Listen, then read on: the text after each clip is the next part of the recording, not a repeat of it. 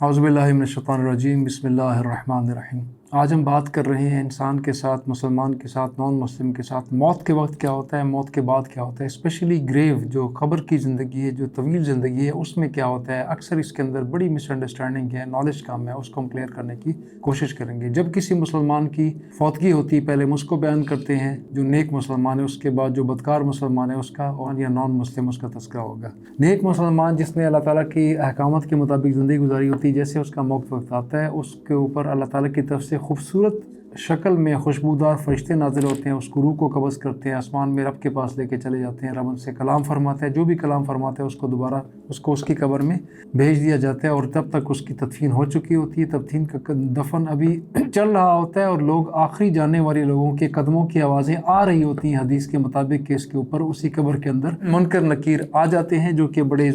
کھنکدار، زوردار اور دہشت ناک آواز میں اس سے 3 سوالات کرتے ہیں: تیرا رب کون ہے، تیرا دین کون سا ہے، اور نبی صلی اللہ علیہ وسلم کے بارے میں تو کیا کہتا ہے۔ اگر وہ متقی پرہیزگار ہوتا ہے، زندگی اچھی گزاری ہوتی تو اس وقت اس کو پریشانی نہیں ہوتی، اور حواس میں ہوتا ہے، ان کا درست جواب دیتا ہے کہ میرا دین اسلام ہے، اور میرا رب اللہ ہے، اور میرے نبی محمد صلی اللہ علیہ وسلم ہے۔ جیسے ہی وہ ان سوالوں کا درست جواب دیتا ہے اللہ تعالیٰ کی اس استطاعت سے دی ہوئی مدد کے تحت، تو فوراً آسمان سے اس کے لیے آواز رب کی طرف سے ندا آتی ہے کہ میرے بندے نے سچ کہا، اور میرے بندے کے لیے جنت کا دروازہ ایک کھول دو، اور اس کو جنت کا لباس پہنا دو، اور اس کے لیے جنت کا بچھونا بچھا دو، کارپیٹ فرام دا ہیون، جنت سے قالین اس کو بچھا دو۔ اس کی قبر کا سین بالکل تبدیل ہو جاتا ہے، اور وہ قبر نہیں رہتی، بلکہ وہ ایک بیٹھک بن جاتی ہے جس سے آگے جنت کا دروازہ کھل رہا ہے۔ اور ساتھ ہی اللہ تعالیٰ کی طرف سے ایک بڑا خوشبودار خوبصورت انسان ایک دم قبر میں حاضر ہوتا ہے، اور وہ اس سے پوچھتا ہے کہ تم کون ہو؟ وہ کہتا ہے میں تمہارے نیک اعمال ہوں، جو ساری زندگی تم کرتے رہے، تمہارے ساتھ رہا، اب میں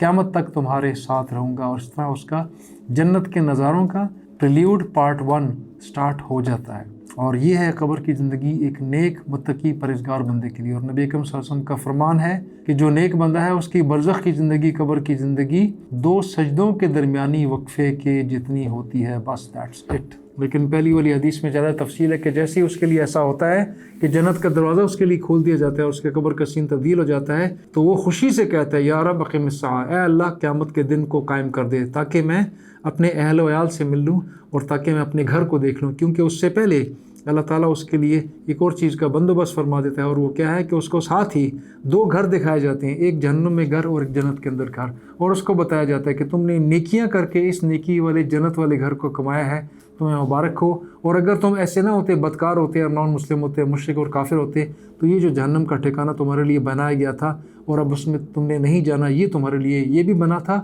اور نیکی والا جنت بھی بنی تھی، لیکن تم نے عقل مندی کا مظاہرہ کرتے ہوئے جنت والے گھر کے لیے اعمال کیے۔ یہ مختصر سا ہوتا ہے اس نیک آدمی کا معاملہ جو کہ نیک اور اچھی زندگی گزارتا ہے۔ بدکار کے لیے کیا ہوتا ہے؟ جیسے اس کا موت وقت کا قریب آتا ہے، اس کے پاس فرشتے انتہائی بدصورت بدبودار حالت میں اس کے پاس آتے ہیں، اس کی روح کو بڑی سختی سے قبض کرتے ہیں، ایسی سختی سے جیسے گیلی روئی کے اندر سے کانٹے دار جھاڑی مار کے اس کو جھٹکے مار کے نکالا جاتا ہے۔ نبی صلی اللہ علیہ وسلم نے اس کی مثال یہ بیان فرمائی ہے۔ اور اس تکلیف دار روح کے نکلنے کے پروسیس کے ساتھ ہی اس کو وہ فرشتے بڑی سختی ساتھ ہانکتے ہوئے آسمان پہ لے کے جاتے ہیں، اور اس کے بعد اس کو دوبارہ اس کی قبر میں اس وقت اس کو پہنچایا جاتا ہے، جبکہ اس کی قبر میں اس کے ساتھ اگر وہ مسلمان ہے لیکن بدکار تھا، تو اس کے جنازے والے افراد جو ہیں، ان کا آخری افراد جاتے ہوئے ان کے قدموں کی آواز ابھی تک ان کو آ رہی ہوتی ہے کہ منکر نکیر فرشتے سختی سے جواب دینے کے لیے قبر کے اندر داخل ہو جاتے ہیں، اور بڑی سختی سے وہی 3 سوالات کرتے ہیں: تیرا دین کون سا ہے، تیرا رب کون ہے، اور محمد صلی اللہ علیہ وسلم کے بارے میں ان سے سوال پوچھا جاتا ہے کہ یہ کون ہے۔ کیونکہ وہ زندگی میں مخمصے میں لگا رہا، زندگی میں اس طرف دھیان نہیں رہا، اس لیے اس کا یاد بھی نہیں ہوتا، اور اسی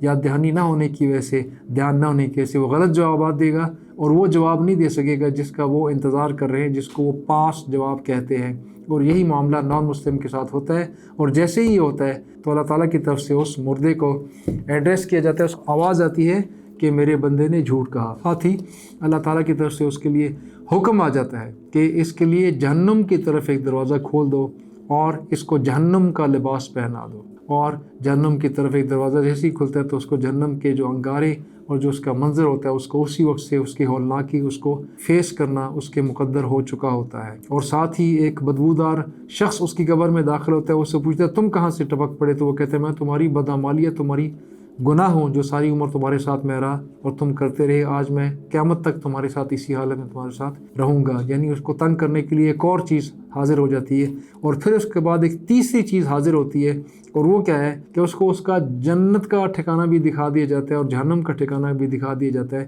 کہ تم نے اپنی بدعمالیوں سے، کفر سے، شرک سے، منافقت سے یہ والا جہنم کا ٹھکانہ اپنے لیے کما لیا ہے. اگر تم ایسے نہ ہوتے اور نیک ہوتے اور مسلمان متقی پرہیزگار ہوتے تو یہ جنت کا گھر جو تمہیں دکھایا جا رہا ہے، جس سے تم محروم ہو گئے ہو، یہ تمہارا ٹھکانہ ہوتا. یہ ہوتا ہے اس نان مسلم کے ساتھ، منکر کے ساتھ، کافر کے ساتھ، مشرک کے ساتھ، یا اس مسلمان کے ساتھ جو نام کا مسلمان تھا لیکن اس کے اعمال کوئی نان مسلم والے، کوئی معاملات میں متقی تقوی پرہیزگاری نہیں تھی، ظلم جبر، ساری حرام کاری بدکاری، ساری کی ساری چیزوں کے اندر وہ پڑا تھا. یہ جو مردے ہوتے ہیں ان کے آپس میں کمیونیکیشن بھی ہوتا ہے، اور نبی صلی اللہ علیہ وسلم کے فرامین کے مطابق ہمیں پتہ لگتا ہے کہ ایک قبر والے کی جو تکلیف ہوتی ہے جس میں سے وہ گزر رہا ہے، وہ دوسرے کو بھی اس کا ایفیکٹ پڑتا ہے. اور ساتھ ہی قبر والے آپس کے ساتھ جو برزخ کے حیات میں ہیں، جو لوگ مر چکے ہیں، وہ سارے کے سارے ایک اور دنیا ہے، وہ آپس میں بھی انٹریکٹ کرتے ہیں. اور خصوصاً جب ان کے اپنے خاندان جاننے والوں میں سے کوئی نیا فوت ہوتا ہے تو اس کی لیے وہ انتظار کر رہے ہوتے ہیں، اور اس سے آ کے وہ سارے کے سارے جس طرح آنے والے سے ایک شخص سے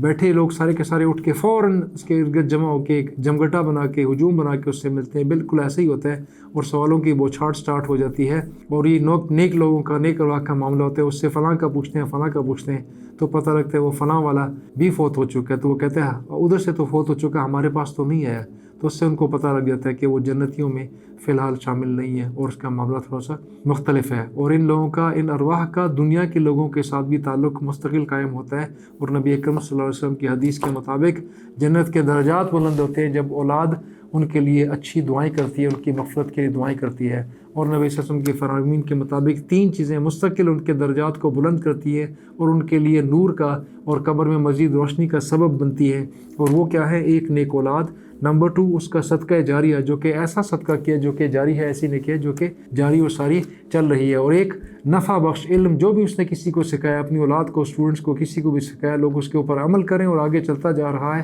وہ اس کے لیے مستقل صدقہ جاریہ بن جاتا ہے، اور اس کا ایفیکٹ، اس کا رزلٹ اس کو مستقل ملتا رہتا ہے.